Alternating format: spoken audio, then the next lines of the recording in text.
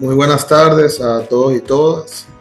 Primero que todo, en nombre de la Bolsa de Valores de la República Dominicana, agradecerles el que nos estén acompañando en una serie de encuentros que vamos a empezar a hacer en conjunto con BlackRock, y ahí voy a proceder a hablar un poco sobre BlackRock y qué nos trae acá.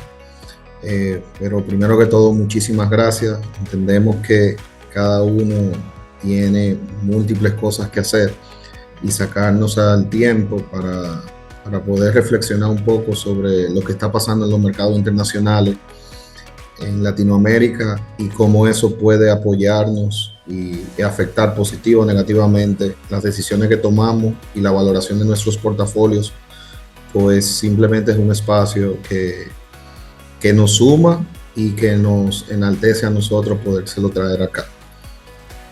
Como muchos saben, BlackRock es uno de los principales actores en el mercado global, siendo el principal asset manager o administrador de fondos, con un total aproximado al cierre del 2024 de 11.6 trillones de dólares en activo bajo manejo, lo que le llaman el asset under management, y posicionado en las principales industrias que mueven al mundo: infraestructura, energía, en el sector financiero y en todas estas tecnologías emergentes, en la cual, más allá de solamente ser un participante financiero, un sponsor financiero, es un sponsor que trae innovación, que trae mejores prácticas y que trae mucha eficiencia.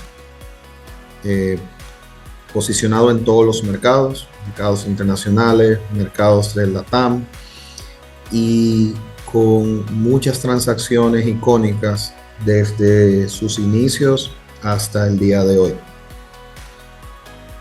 En el día de hoy, básicamente lo que vamos a observar de parte de Axel, a quien voy a dejar luego a nuestro director de operaciones, Juan Saboya, que hable sobre Axel.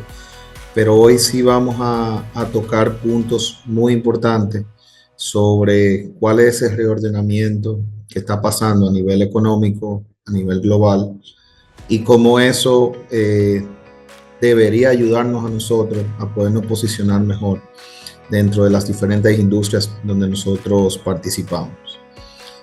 Tal como les había comentado, la Bolsa de Valores, trayendo más participantes a poder apoyar al desarrollo del mercado financiero, pues en esta ocasión nos estamos uniendo a BlackRock para poder tocar estos temas que son de mucha importancia para el desarrollo de nuestros mercados. Y con eso quiero darle paso a Juan Saboya, nuestro director de operaciones, quien nos va a presentar a Axel y va a hablar un poco sobre lo que les espera en estos próximos minutos. Muchísimas gracias y espero que disfruten. Gracias, Iván. Para la Bolsa de Valores es un verdadero placer contar con espacios como este, que buscan actualizar y enriquecer la visión económica y financiera de nuestros participantes, principalmente en el marco del programa de autorregulación de mercados de la Bolsa de Valores, ARM. En esta ocasión, pues tendremos el privilegio de escuchar directamente la perspectiva de quien lidera la estrategia de inversiones en América Latina en BlackRock, una de las firmas más influyentes en la gestión de activos a nivel global. Realmente su visión creo que nos permitirá comprender las principales drivers del mercado y los retos que enfrentamos en un entorno caracterizado por la incertidumbre estructural y la necesidad de tomar decisiones tácticas de forma ágil y con criterio. Pues sin más preámbulos, presento a ustedes a Axel Christensen. Él es director de estrategias de inversión para América Latina de BlackRock, firma a la que se unió en el año 2009, donde además es miembro del Comité Operativo Regional para América Latina. Cuenta con más de 25 años de experiencia en inversiones y finanzas, ocupando posiciones en Cruz del Sur, Moneda Asset Management, AFP Cuprum y Citi, entre otros. En el ámbito de políticas públicas, participó en el Consejo Asesor del Mercado de Capitales del Ministerio de Hacienda de Chile y el Comité Presidencial para la Reforma de Pensiones en 2006. El señor Christensen es ingeniero industrial de la Universidad Católica de Chile y MBA de la Universidad de Stanford en Estados Unidos. Una vez concluida la presentación, nosotros permitimos el espacio para que hagan sus preguntas a través del chat y al final de la presentación dedicaremos un espacio para poder atender estas consultas y resolver las preguntas que se hagan a través de este canal. Así que, Axel, por favor, continúa. Muchísimas gracias, Juan, por la presentación e Iván por la invitación a participar con ustedes hoy en esta jornada en que quisiera compartir nuestras perspectivas globales. Formo parte del Instituto de Inversiones dentro de BlackRock, cuya labor es sintetizar las visiones que traen los diferentes equipos de inversión. Y a través del trabajo que realizamos podemos entregarles una panorámica, una perspectiva global respecto a los mercados. Podemos quizás tratar en la sesión de preguntas y respuestas un poco más la visión que tenemos más enfocada en la región de América Latina, pero creo que la mayoría de ustedes pueden estar interesados en la visión más amplia que podemos tener como asset manager. Así que, si me permiten un segundo, vamos a compartir acá la presentación, donde me va a permitir,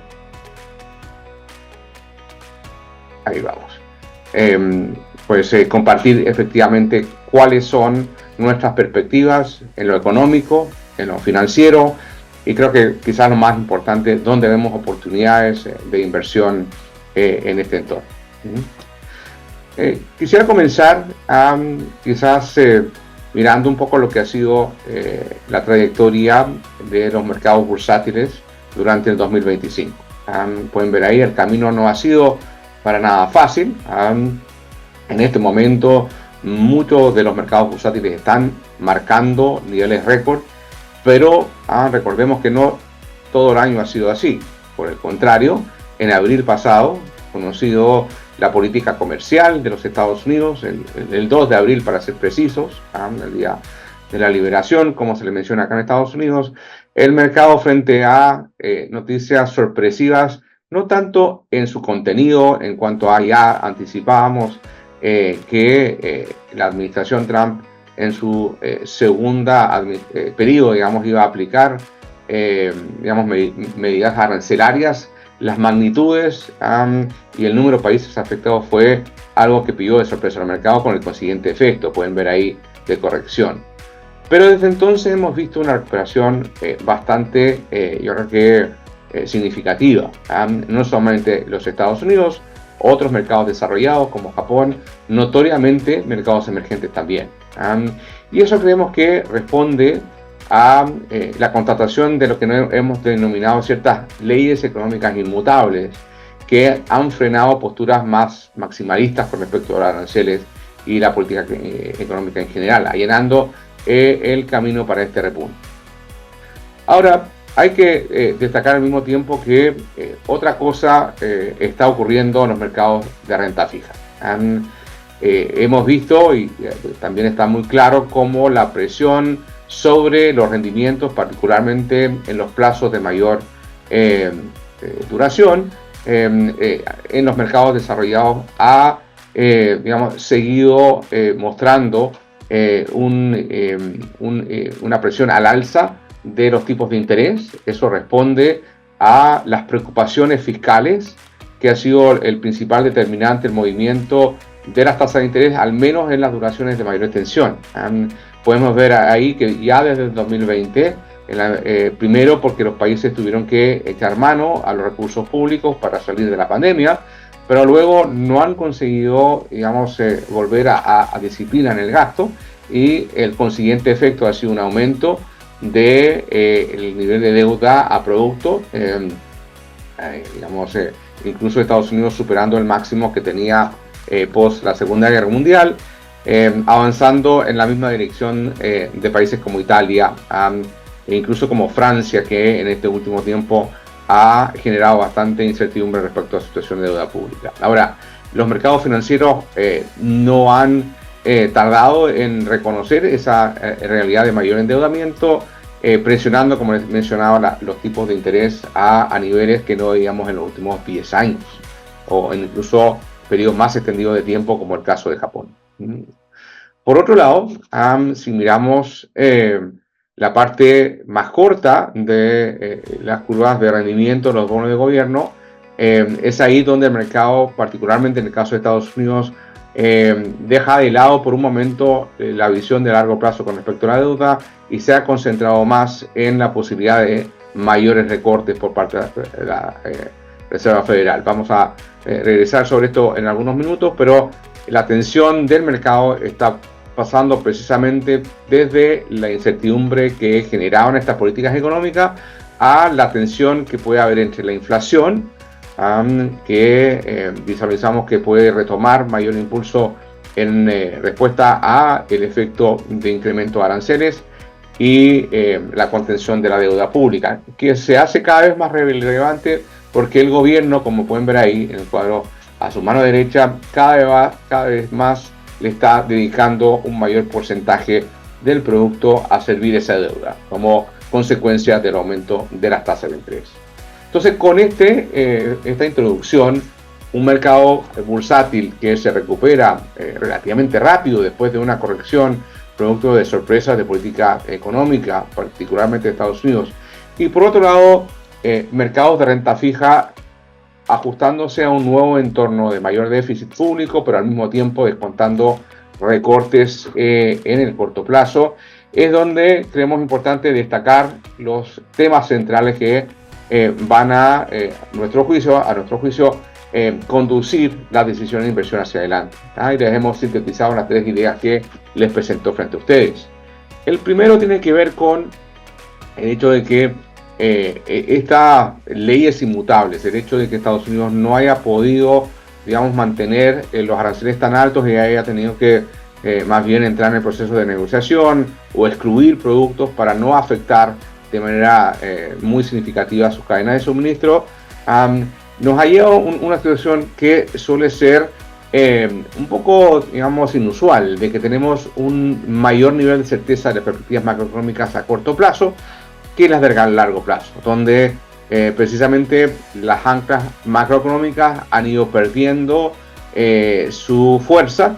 De hecho, el segundo tema nos lleva precisamente a, digamos, a ver que el entorno macroeconómico sigue siendo volátil, pero a pesar de ello, a pesar de la pérdida de fuerza de las anclas macroeconómicas en lo que a inflación, en lo que gasto público y de endeudamiento se refiere, en la política comercial. Sin embargo, vemos que hay otros ejes hoy día, otras anclas que comienzan a aparecer sobre las cuales los inversionistas comienzan a posicionar sus estrategias de inversión. Y es lo que llamamos megafuerzas. Inteligencia artificial es una de ellas. Hemos visto cómo el mercado acá en Estados Unidos ha estado muy enfocado en las compañías que están mejor posicionadas para beneficiarse de este proceso de transformación tecnológica. Pero creemos que es una primera etapa en etapas posteriores que incluirán nuevas industrias, nuevas empresas, incluso más allá de lo que hemos visto en Estados Unidos. Pero por lo pronto el foco ha estado más bien en el mercado norteamericano, porque es ahí donde encontramos un número mayor de compañías que están mejor posicionadas. Ahora, al hablar de estas transformaciones estructurales como inteligencia artificial o megafuerzas, como le llamamos en BlackRock, no nos podemos quedar solamente detenidas en aquella. Hay otras como la transición energética, el hecho de que el parque de generación de energía en el mundo se ha vuelto cada vez más renovable. De hecho, esta mañana salía un informe del Instituto Internacional de Energía señalando que por primera vez en la historia las energías renovables superan al carbón como la principal fuente de generación eléctrica a nivel mundial, representando cerca de un tercio Así que esas transiciones energéticas junto con inteligencia artificial, el propio reordenamiento de las cadenas productivas que le están dando muchas oportunidades a países en la región, como México, como países de Centroamérica y el Caribe, ¿por qué no República Dominicana? Como digamos, países que pueden ver en el nearshoring o en el friendshoring una oportunidad importante de traer mayor inversión a sus respectivos países. Así que con eso, digamos, como punto de partida, revisamos cómo este tipo de mega transformaciones están teniendo incidencia en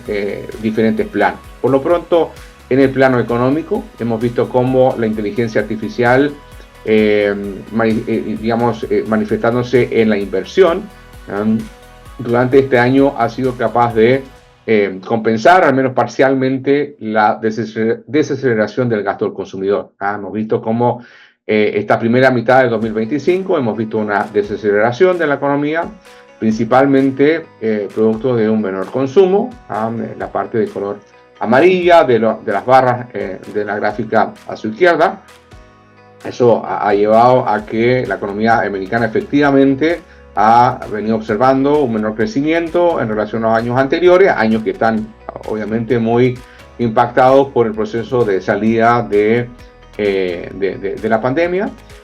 Pero vean cómo la componente de color naranja, digamos, se incrementa muchísimo. Esa es la inversión no residencial, todo lo que tiene que ver con inversión en el sector privado. Y como podemos ver en el cuadro a la mano derecha, casi todo, sino el 100% de ese incremento en la inversión no residencial tiene que ver con inversiones relacionadas con inteligencia artificial, ya sea en software, ya sea en equipos de procesamiento, ya sea en fuentes de energía necesarias para todo lo que es el uso de datos, etc. Así que inteligencia artificial ya está generando un impacto económico bastante significativo. Al mismo tiempo, las políticas económicas están generando a lo que a nuestro juicio son presiones sobre la inflación, particularmente o comenzando por la inflación de bienes. Podemos ver que digamos, los precios de los bienes venían cayendo después de toda la distorsión producto de la pandemia, donde llegamos a tener inflaciones subyacentes que superaron el 10%. En julio ya estaban por debajo del 3%, todavía no en el 2%, que es el objetivo de la Reserva Federal, pero digamos, el riesgo, como podemos ver en el cuadro a la mano derecha, es que algunos artículos importados, como electrodomésticos, ya comience a verse un repunte en los precios que podría llevar a que la inflación ya no siga el camino a la baja. Eso en cuanto a inflación de bienes. Pero por otro lado, no podemos perder de vista la situación de inflación de servicios. Y aquí otra, digamos, componente de la política económica en Estados Unidos, como es la política migratoria, podría tener consecuencias al aumentar la presión sobre los salarios. Hemos pasado acá en Estados Unidos de un flujo, digamos, de entrada de migrantes en los últimos años, el promedio de 2 millones de inmigrantes al año, según recientes estimaciones de la agencia de Homeland Security acá en Estados Unidos, a lo que se calcula que podría ser una salida de entre 1 a 1.5 millones de personas. Y eso tiene consecuencias en sectores que son más sensibles a la mano de obra de trabajadores de origen, digamos, extranjero. Piensen en sectores como la construcción, como el sector agrícola en Estados Unidos, como asimismo la atención en hoteles, en restaurantes, pueden verse afectados por escasez de mano de obra y derivar en presiones salariales. Entonces, tanto por el lado de bienes como de servicios, en un mercado laboral que ha ido perdiendo la capacidad de ir generando nuevos trabajos, podemos estar frente a una situación de inflación que hace complejo hacia adelante dar por garantizado los recortes que el mercado ha venido considerando. Y es así como a partir de una situación que veníamos observando en el 2024, donde las tasas de interés se habían mantenido altas durante un tiempo más prolongado, donde la Reserva Federal tuvo que enfrentar esta difícil, disyuntiva entre, por un lado, frenar la inflación, que como les comentaba se había escapado como consecuencia de la pandemia y con eso restringir la actividad. Al mismo tiempo, las transformaciones tecnológicas estaban impulsando el precio de los activos financieros, y en la renta fija, por el contrario, como les mencionaba, veíamos que el mercado descontaba una situación de deuda más abultada en buena parte de las economías desarrolladas. ¿Cuáles pueden ser escenarios posibles hacia adelante? Comenzando por nuestro escenario base, donde vemos lo que hemos llamado una alineación afortunada para la economía de Estados Unidos, de que por un lado las ganancias de las acciones se puedan seguir ampliando más allá del tema de inteligencia artificial, o al menos en el foco principal a las empresas tecnológicas, a sectores que se pueden ver beneficiados por el aumento de productividad que puede tener incorporar este tipo de tecnología. Pensemos en sectores como el de salud, o sectores como servicios financieros, que toman esta tecnología de inteligencia artificial y pueden eventualmente aplicarla para aumentar su productividad, y al final eso traducirse en un incremento en las ganancias. Ahora, por otro lado, vemos que la Reserva Federal ha abierto la posibilidad de seguir recortando las tasas de interés, y los rendimientos de la renta fija han reflejado eso frente a un mercado laboral, como les mencioné recién, que se ve más complejo, y el hecho de que Estados Unidos esté recaudando a través de los aranceles, que su situación de tasa de interés se alivian un poco con la caída por la reducción de tasa de interés por parte de la Reserva Federal, ha puesto cierto alivio en la preocupación fiscal, a pesar de que la falta de acuerdo en el presupuesto para el siguiente año ha llevado como efecto el cierre del gobierno en este momento. El antecedente anterior del cierre durante la primera administración del presidente Trump, aunque el cierre duró algo más de 30 días, las estimaciones es que eso tuvo un impacto relativamente acotado sobre el crecimiento económico, cerca de 0,1%, puntos porcentuales del producto. Así que en la medida que este cierre no se prolongue demasiado, el efecto sería bastante limitado, y de hecho los mercados de alguna manera han validado esa situación. Ahora, puede ser que el escenario base no se cumpla, y creemos que siempre es importante prepararse y planificar y mapear cuáles pueden ser otro tipo de escenarios posibles, y ahí incluimos un par. Por un lado, una economía que se muestra cada vez más resiliente.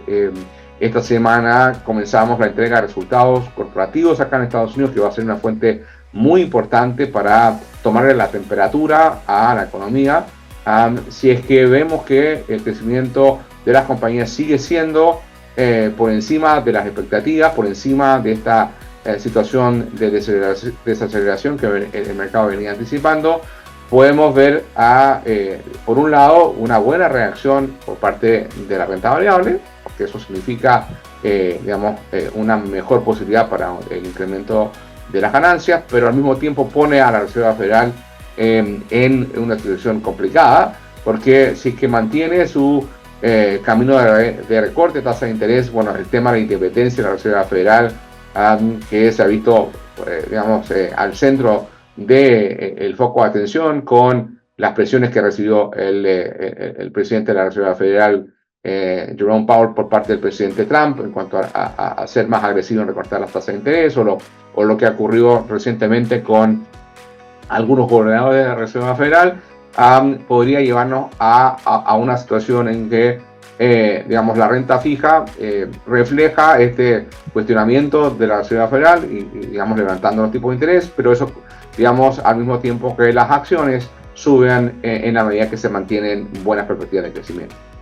Por el contrario, también podríamos derivar a una situación en que más bien los temores de recesión toman las riendas del mercado, donde las acciones caen, los bonos ganan en precio, y el tema de inteligencia artificial se mantiene como un tema más bien más allá del ciclo económico, pero por ahí pierde quizás un poquito más de fuerza en explicar o en darle soporte a el reciente incremento en los índices bursátiles acá en Estados Unidos. O sea que claramente, digamos, hay que estar preparado para diferentes escenarios. Tenemos una preferencia, está muy marcado ahí en la caja de color verde, nuestro escenario base, pero como bien dice el dicho, hay que siempre, digamos, esperar lo mejor, pero estar preparado para lo peor, y eso va a tener también consecuencias en nuestras decisiones de inversión. Ahora bien, los mercados han vuelto a esperar más recortes de tasa de interés por parte de la Reserva Federal. Y la Reserva Federal, después de una pausa de 6 meses, ha retomado ese camino. El mercado está descontando que aquí al cierre del 2026 las tasas de interés podrán reducirse entre 100 a 125 puntos básicos adicionales.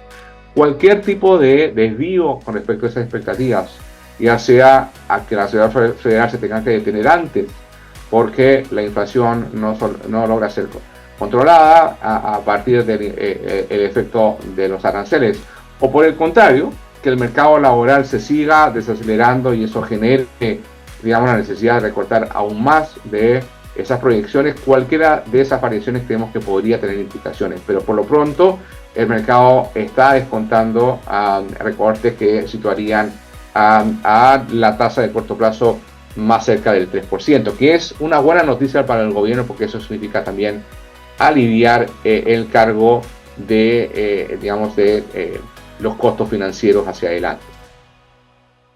Ahora bien, al momento de verificar qué ha estado detrás del movimiento del mercado bursátil o de los mercados bursátiles a nivel global, comenzando por Estados Unidos, sin lugar a duda, digamos, ha sido la industria tecnológica la que ha liderado este desempeño.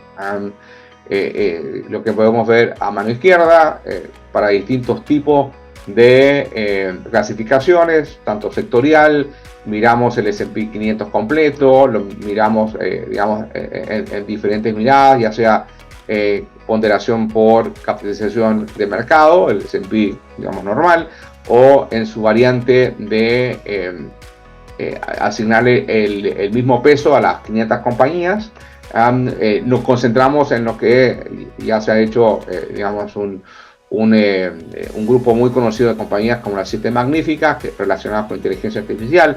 Incluso si le echamos una mirada a las empresas de menor tamaño bursátil, como es lo que recoge el índice Russell 2000, ha sido un año en que los retornos son razonablemente aceptables, pero claramente hay una impronta innegable de tecnología liderando este repunte. Ahora, lo interesante en el caso de Estados Unidos es que buena parte de la subida bursátil se puede, digamos, conectar en sus orígenes o con sus factores de explicación, a sus fuentes, digamos, a un incremento en las utilidades, en las ganancias corporativas. No ha sido tanto, a pesar de los temores del mercado, digamos, el resultado de un incremento muy abultado en cuanto a valorizaciones. De hecho, es más, las 7 magníficas, al menos al momento en que medíamos esta cifra en septiembre del año pasado, habían observado más bien una contracción en su valoración, que había sido más que mitigado por el incremento de expectativas de utilidades. Ahora, si trasladamos ese mismo análisis de composición de fuentes de rentabilidad hacia otros mercados, hacia otras regiones, ahí quisiéramos destacar que Estados Unidos está por encima de otras regiones en cuanto a que sean las utilidades y no las valoraciones que puedan explicar ese rendimiento. Si miramos mercados emergentes o mercados europeos, la verdad es que hemos visto crecimientos mucho más limitados en el caso de Europa, incluso negativo en el caso del Reino Unido. Buena parte del mejor desempeño se puede derivar en particularmente un aumento del múltiplo de valoración. Así que la calidad en cuanto a el rendimiento de Estados Unidos, con una mayor componente basado en los fundamentos más que en cambios de valoración, nos siguen de alguna manera dando un piso para mantener a Estados Unidos dentro de nuestros mercados de preferencia. Ahora bien, no es que no le pongamos atención, no le prestemos atención a las valoraciones, pero nuestros análisis, todos ellos apuntan a que al menos en los periodos relativamente cortos, de tiempo, pensando en 6 a 12 meses hacia adelante, en general son las utilidades corporativas y no las valoraciones las que impulsan la trayectoria de las acciones. Y en ese sentido, a pesar de que las valoraciones actuales están por encima de los promedios históricos, como se puede ver en el cuadro a mano izquierda, por otro lado estamos en situaciones en que es muy posible que las compañías sigan mostrando crecimiento de utilidades muy por encima de los promedios. Ahora, eso nos lleva, como les mencionaba, a un escenario base con bastante buenas perspectivas, pero no podemos dejar, como les mencionaba, de incluir otros escenarios menos favorables por un lado, o quizás, ¿por qué no?, algunos escenarios en que, por ejemplo, la adopción y el auge de la productividad por parte de la inteligencia artificial es aún mayor a la que el mercado viene descontando. Y eso nos presenta con una situación de mercado que creemos que es muy atractiva para lo que llamamos estrategias activas. El hecho de que podemos observar dispersiones importantes, a modo de ejemplo, en todo lo que son el efecto de los aranceles sobre las utilidades de las compañías en ciertas industrias mucho más disperso en relación a como eran en años anteriores, y esa dispersión es precisamente el caldo de cultivo que creemos que va a hacer que el factor de selectividad en la inversión tome mayor relevancia en lo que hemos visto hacia adelante en relación al pasado. Ahora, la inversión no se limita solamente a los mercados públicos. Creemos que los mercados privados cada vez tienen un rol más relevante. Hoy día, digamos, las empresas más pequeñas están cada vez más desplazadas de los mercados de crédito público y recurren más a crédito privado. Las compañías están tardando más tiempo en salir al mercado público y por lo tanto se financian a través de fuentes que incluyen a lo privado. Entonces, ya sea las aperturas en bolsa, pero también el acceso a capital privado, ya sea crédito privado, ya sea capital de riesgo, todos ellas son fuentes de financiamiento que creemos que van a seguir siendo muy digamos, solicitadas por parte de las compañías, particularmente donde se ven algunas de estas reformas. Entonces, para ir un poco cerrando mi presentación y poder abrir la conversación a sus preguntas, podemos hablar un poco más sobre la región en particular, si así ustedes lo deciden. Déjenme dejar con ustedes nuestras principales posiciones, tanto en un horizonte más táctico, definido como un horizonte para los próximos 6 a 12 meses, como también una visión más de largo plazo, que siempre es muy relevante. La gran mayoría de las inversiones que gestiona BlackRock para sus clientes son particularmente para objetivos de largo plazo, como son las pensiones. Entonces quisimos de alguna manera separar esas visiones para, digamos, en la manera que quisiera compartirlas con ustedes. En la parte táctica hay 3 visiones que queremos destacar. En primer lugar, nuestra preferencia por la rentabilidad estadounidense. A pesar de la incertidumbre política que vemos acá en Estados Unidos, el cierre de gobierno, lo que ha ocurrido con la política económica, que tuvo un impacto, como les mencionaba al comienzo de la presentación, creemos que estas transformaciones estructurales como inteligencia artificial van a seguir siendo motores muy importantes, le van a dar un sustento muy relevante para las compañías, comenzando por las tecnológicas, pero queremos, como ya les mencionaba, que se va a ir abriendo a otros sectores en cuya adopción eso va a ir generando aumentos de productividad y de ganancias. Eso como primera cosa a destacar. El uso de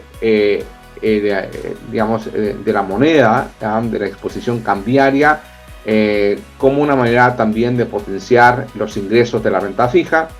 Me atrevería a decir que no solamente la renta fija, hoy día el incorporar una visión respecto a la moneda en un entorno en que el dólar se ha debilitado ha sido primordial. Veíamos al comienzo de la presentación que Europa y Japón, sus mercados bursátiles en moneda local, han estado por debajo del desempeño de Estados Unidos. Pero si traducimos esos rendimientos de euros a dólares, de yen a dólares, la conclusión es bastante diferente.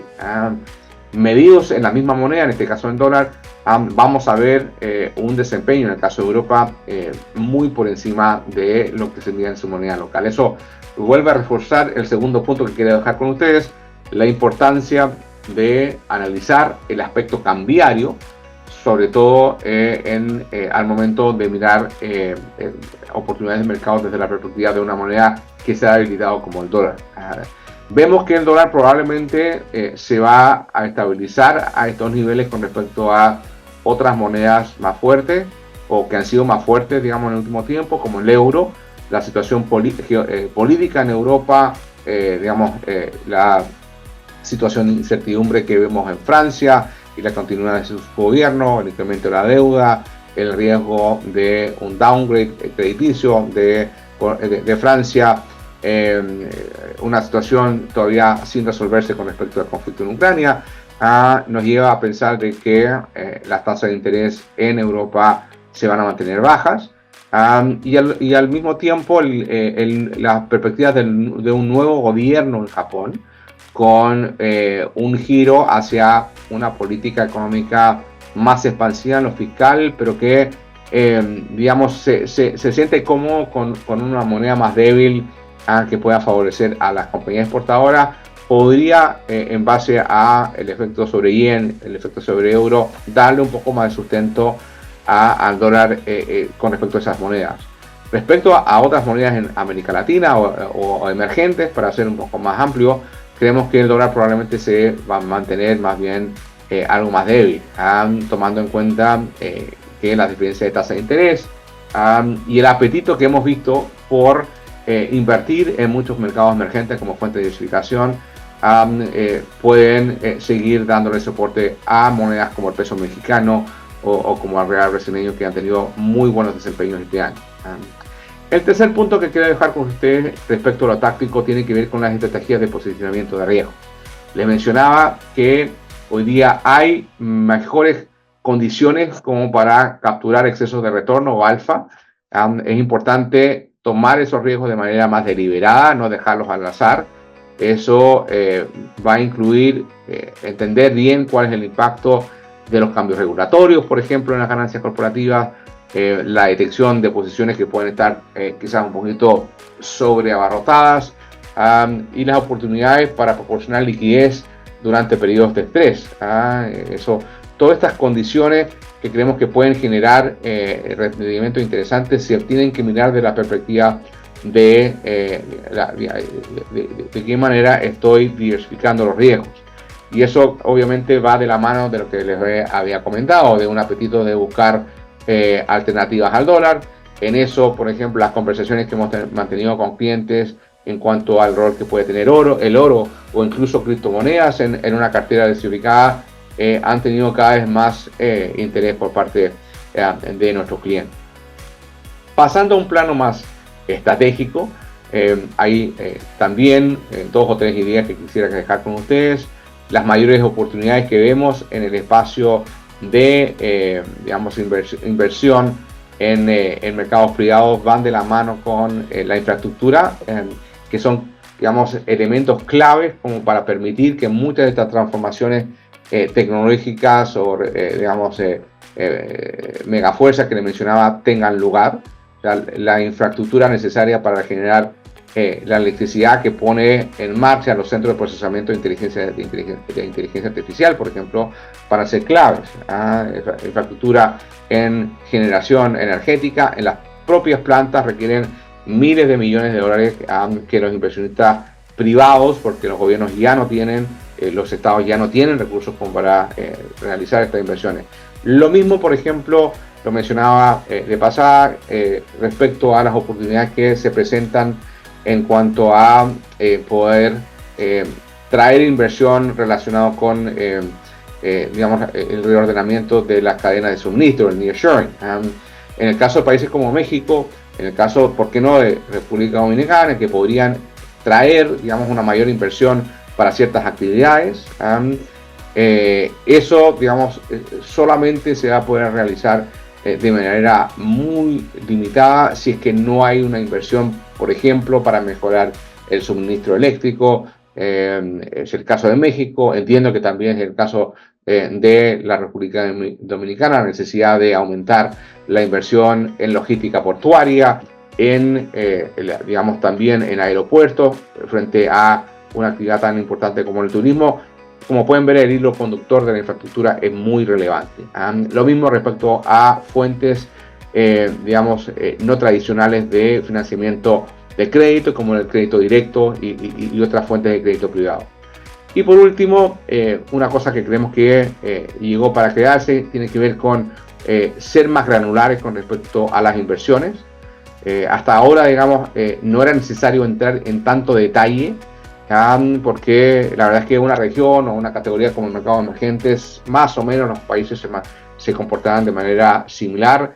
Hoy día, hacia adelante, creemos que eso va a ser muy diferente. Vamos a ver diferencias entre países, entre regiones, el efecto que desarrollos como inteligencia artificial o transición energética va a tener sobre diferentes industrias, va a llevar a que tengamos que ser mucho más selectivos, mucho más granulares al momento de tomar nuestras decisiones de renta fija y en la renta variable.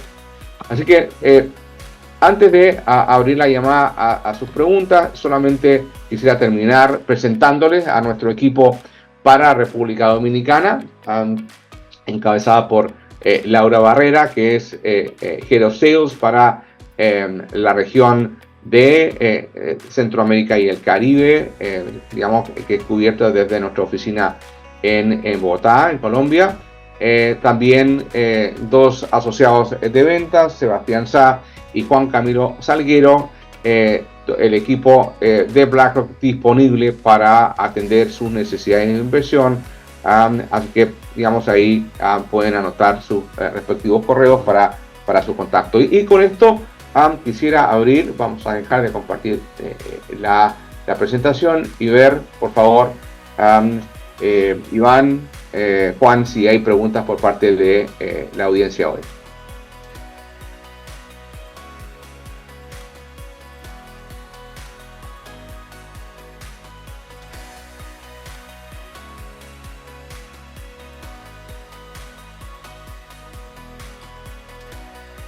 Axel, entiendo que sí nos han llegado, quizás no por la vía del chat, pero sí nos han llegado algunas preguntas. Te voy a compartir dos principales, Claro que sí. y es de cara a República Dominicana. ¿Cómo ves que este reordenamiento que se está haciendo, esta última bajada de tasas y estas perspectivas de que posiblemente haya espacio para más bajadas, se pueda ver reflejado en emerging markets como República Dominicana?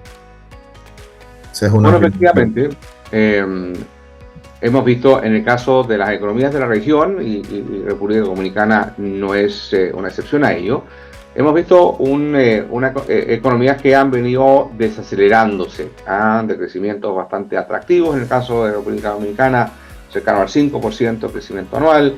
Este año estamos en preparación de esta llamada, un poco revisando algunas cifras de las últimas proyecciones por parte del Fondo Monetario, que ven que probablemente en el 2025 la economía dominicana crezca algo más cercano al 3%. Que es una cifra, me imagino que debe decepcionar bastante por allá, luego de estar creciendo al 5%. Quizás la buena noticia que les puedo dejar es que hoy día un 3% frente a economías como Brasil o como Chile, que probablemente van a crecer algo por encima del 2%, o México, que realmente le está costando mucho crecer a algo más del 1%. Ese 3%, la verdad es que hay que destacarlo. Eso, digamos, que viene acompañado también de un proceso de ir ordenando las cuentas públicas, de ir, digamos, retomando niveles de déficit más manejables hacia el futuro, cosas que las propias clasificadoras de riesgo han reconocido. Creo que todo está, digamos, puesto en su lugar para que si las cosas se siguen haciendo bien en cuanto a ir haciendo el ajuste fiscal necesario que la República Dominicana pueda, digamos, optar a grado de inversión. Así que las cosas en general, el marco bastante bien. La clave acá, a tu pregunta, las oportunidades que como indicaba, hay varias de ellas que las destacamos, como la oportunidad de transición energética, a la medida que se requiera seguir invirtiendo en fuentes renovables de energía en la región, en el país particularmente. En la infraestructura en general lo vemos como una oportunidad importante de inversión, por cuanto son los cuellos de botella que hay que resolver para liberar en el fondo el potencial que significan, por ejemplo, el atraer más industrias a República Dominicana que, digamos, pueden verse atraídas por la ventaja relativa que tiene la región en cuanto a suministrar bienes hacia los Estados Unidos. Este concepto, ¿no?, del nearshoring. Pero para que ello se materialice de manera plena, digamos, eso va a requerir inversiones importantes. Así que vemos una economía que el punto de partida es bastante sólido, digamos, reconociendo que es una economía que se desacelera, con las tasas de interés a la baja, pero habiendo cumplido con la tarea de ir reduciendo la inflación, y hacia adelante la clave es mantener, digamos, las condiciones favorables para la inversión, que buena parte creemos que tendrá que pasar por incrementar la calidad y la cantidad de infraestructura de la República Dominicana, y a partir de eso proyectarse en estas transformaciones que les mencionaba. Excelente. Otra pregunta que nos surge. Y yo tengo una también. Ok. Bueno, ¿tú estás leyendo, Juan, lo del Q&A o...? Me la enviaron por WhatsApp. Ok, bueno, pues voy con una más del Q&A y ahí te dejo después, Juan, esa otra que tienes. ¿Qué opinas de la posibilidad de una corrección del S&P 500 dado el repunte de la inteligencia artificial? Y la voy a mezclar con otra que hay, ya dándole doble clic a eso. Dentro de tu view favorable en rentas variables en Estados Unidos, ¿algún sector de preferencia y alguno que les cause algo de que no quieren asumir la posición? De acuerdo. Bueno, obviamente, digamos, como le mencionaba durante la presentación, hay que mirar, digamos, las dos caras de la moneda. Por un lado, un mercado que, como le señalaba, lo que ha estado sosteniendo el alza descansa de manera importante en mejorar de fundamentos. O sea, vemos compañías que han podido no solamente cumplir, sino que incluso superar las proyecciones de crecimiento de utilidades que tenían. Entonces, particularmente aquellas ligadas al sector tecnológico. Ahora, si podemos aprender de ciclos, tanto de tecnología como de mercado del pasado, aquí hay dos cosas que creemos que hay que tomar en cuenta y que lo aplicamos plenamente en nuestro proceso de inversión. El primero de ellos es reconocer que esta preocupación en la concentración de mercado que hemos visto, que creo que es una preocupación legítima, nos habla no de una anomalía, sino más bien de una característica en las etapas tempranas de adopción tecnológica. Esto lo hemos analizado en etapas de transformación tecnológica en el pasado. Nos fuimos muy hacia el pasado, llegamos hasta la revolución industrial de comienzos del siglo XX, y ahí no eran las compañías de inteligencia artificial ni de semiconductores las que concentraban el mayor interés y flujos de mercado. En ese entonces eran las compañías de ferrocarril. Entonces, y así sucesivamente, si miramos lo que ocurría durante lo que fue el proceso de adopción de Internet o de telefonía móvil, el comienzo suele concentrarse en un número mucho más reducido de compañías, porque no todas las compañías tienen el mismo punto de partida. Hay compañías que corren, al menos al principio, con ventaja. Así que, por lo pronto, en sí mismo, la concentración que hemos visto en el mercado actual, recientemente, que afortunadamente creo que para el alivio de muchos se ha ido abriendo hacia otros nombres en el sector de tecnología, pero también hacia otros sectores. Pero esa concentración en sí mismo no nos genera preocupación porque entendemos que es propio, que es característico de las etapas tempranas en cuanto a, digamos, el proceso de transformación tecnológica. Está en esta primera etapa centrado en todo lo que es la inversión en la infraestructura para que la tecnología tome lugar. El segundo factor que quiero en el fondo compartir con ustedes es lo que ocurre una vez que una tecnología ya es plenamente adoptada. Una vez que ya todo el mundo tiene telefonía móvil, una vez que ya todo el mundo tiene conexión a internet.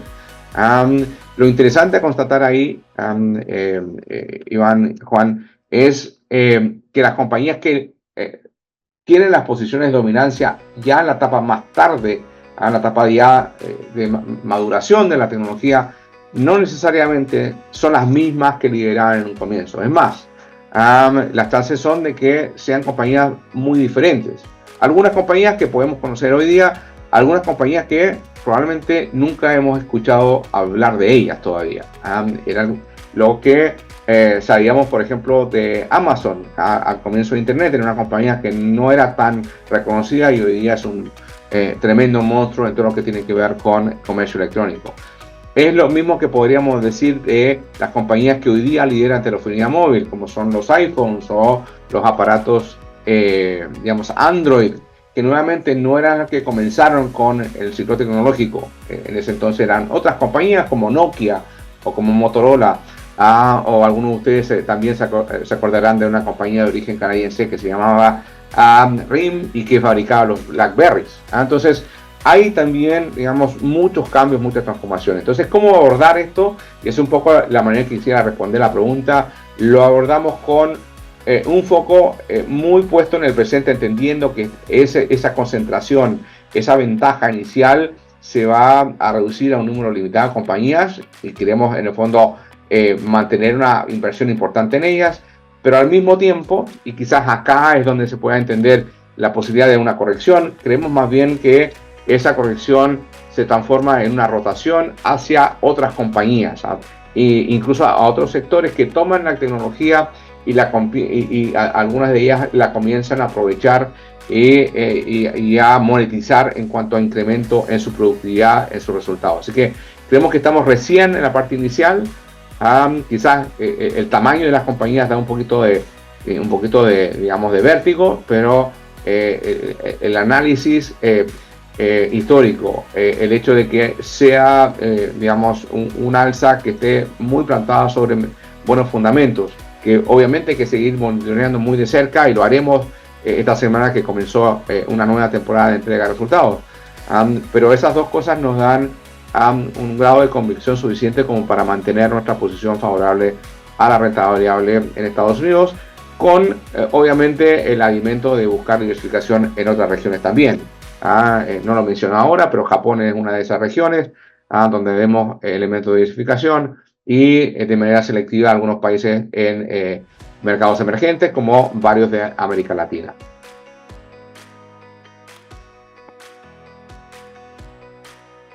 Creo que pueden haber más preguntas por ahí. Sinceramente aquí han llegado un par de preguntas más, no sé cómo estamos de tiempo de parte tuya. Creo que puedo tomar una o dos preguntas más, Iván. Bueno, aquí me habían formulado una en cuanto en el marco de las 5 megafuerzas que están redefiniendo el entorno global, ¿cuál considera que tendrá un impacto más determinante en la estrategia de inversión para América Latina en los próximos años? ¿Y cómo deberían los mercados emergentes como República Dominicana posicionarse tácticamente para aprovecharlo? Claro que sí. Bueno, yo creo que hay de los 5 megafuerzas que nosotros hemos identificado, a saber, inteligencia artificial, la transición energética, el reordenamiento de las cadenas productivas, a los cuales voy a agregar dos más, todo lo que es el cambio demográfico en el mundo y finalmente las transformaciones en nuestro propio sector, en el sector de servicios financieros. Cada una de ellas toca de diferente manera a la región. Y les doy algunos ejemplos. Lo que les mencionaba respecto a inteligencia artificial, se va a requerir, digamos, inversión importante en centros de procesamiento de datos. Son procesamientos de datos que son muy intensivos en energía, y probablemente eso va a requerir que también se distribuyan, entre otras cosas, por temas de seguridad en diferentes áreas. Así que ahí la región, y por qué no República Dominicana, podría eventualmente querer posicionarse en la medida que tenga, digamos, un suministro eficiente de energía. Pienso yo, con un aumento de las fuentes renovables hacia adelante, podría, digamos, ser un nodo en lo que al desarrollo tecnológico de inteligencia artificial se refiera. Para qué decir también en transición energética, ahí quizás un elemento adicional que vale la pena mencionar tiene que ver con ciertas materias primas críticas, como el cobre, como el litio, que son claves para, por ejemplo, lo que es el desarrollo de la electromovilidad. Un vehículo eléctrico híbrido tiene mucho más cobre que un vehículo de combustión tradicional. El litio como una materia prima crítica para el almacenamiento de energía, nuevamente en los vehículos eléctricos, pero también en las plantas de procesamiento de datos, como para darle mayor estabilidad al suministro energético. Ya les hablaba respecto a las oportunidades de los nearshoring y el reordenamiento de las cadenas productivas. Países jóvenes, como muchos de los países en la región, pueden seguir quizás beneficiándose de lo que llamamos el dividendo demográfico, es decir, poblaciones jóvenes que se incorporan a la fuerza laboral y que, digamos, hacen que eso tenga un efecto positivo en la actividad económica. Eso en contraste con países como Japón o el propio China, que hoy día están viendo más bien un envejecimiento de su población y los desafíos que eso conlleva. Y finalmente, en cuanto a servicios financieros, aquí yo creo que hay mucho donde abordar. Acá en Estados Unidos hemos visto, les mencionaba, un aumento de las fuentes no tradicionales de financiamiento. Ya las compañías no tienen que solamente ir a los bancos tradicionales o buscar salir a mercados públicos. Hoy día hay un mercado creciente de fuentes privadas de financiamiento que son más flexibles, que no están sujetas, muchas de ellas, a la carga regulatoria que tienen los bancos tradicionales. Y en el caso del mercado emergente, creo que hay una gran oportunidad, y particularmente en América Latina, con el desarrollo de plataformas tecnológicas que permiten el acceso de un número mayor de personas a servicios financieros. El hecho que hoy día, a través del teléfono, uno pueda recibir pagos, hacer inversiones, que las compañías puedan, por ejemplo, buscar diferentes maneras de financiarse. La tecnología está permitiendo un nivel de, digamos, de acceso a servicios financieros que yo creo que no hemos visto en la historia de las economías emergentes. Así que, como les mencionaba, para las diferentes transformaciones estructurales que les mencionaba, hay puntos de contacto múltiples para la región y en eso, digamos, hay mucho potencial. Ahora, ese potencial se puede mantener limitado o se puede aprovechar al pleno en la medida que se realicen las inversiones necesarias, particularmente en infraestructura, ya les mencionaba, y adicionalmente digamos, en mantener lo que yo llamaría una infraestructura institucional, reglas claras del juego, que no existan, digamos, cambios abruptos de la política económica cuando un gobierno de cierto signo reemplaza a otro, que un poco ha sido la tónica en América Latina. La continuidad de política económica también es algo muy importante para atraer la inversión privada necesaria para que estas oportunidades se materialicen. Creo que ya estamos sobre la hora, pero no sé si queda alguna otra pregunta que quiera que tome. Creo que ya las abordamos en general. Creo que recogiste en los comentarios las preguntas que se hicieron. Sí, Axel, ya como más bien agradecerte de forma muy especial haber participado en esta charla, con tus valiosas reflexiones que nos compartiste. A todos ustedes por acompañarnos en este espacio. Hoy hemos visto que en medio de la incertidumbre global también surgen grandes oportunidades para quienes se preparan estratégicamente y actúan con visión, ¿no? Desde la Bolsa de Valores reafirmamos nuestro compromiso de seguir impulsando estos diálogos que inspiran, conectan, fortalecen el desarrollo de nuestro mercado de capitales. Muchas gracias a todos y que este encuentro sea un punto de partida para nuevas ideas, alianzas y decisiones que construyan futuro. Gracias, Axel. A ustedes y hasta una próxima oportunidad. Que estén muy bien. Gracias.